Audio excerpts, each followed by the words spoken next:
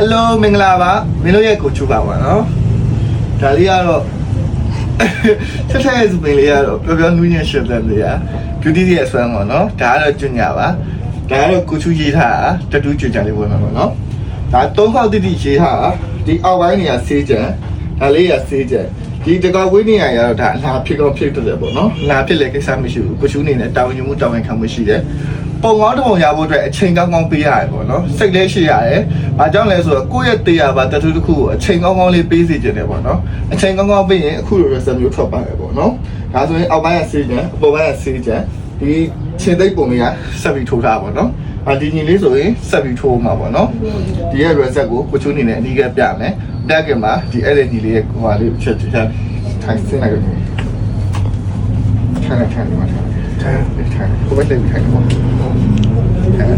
အဲ့ချင်းထိုးအဆင်ပြေနော်မိုက်စိတ်နေရအောင်နော်ရှေ့ထက်ဆက်အောင်ပါကိုစုတို့ဒီရှေ့ကိုထက်ဆက်အောင်ပါမန္တလာလိုင်းဖြုတ်သွားတော့တချောင်းလုံးမန္တလာပဲသွားတော့မှာပေါ့နော်၃ခေါက်တိတိရေးထားတာပါနော်ပတ်စံအဓိကမကြပါဘူးပေါ့နော်ဒီကအချိန်ပေးမှုကအဓိကကြရပေါ့နော်โอเคပါ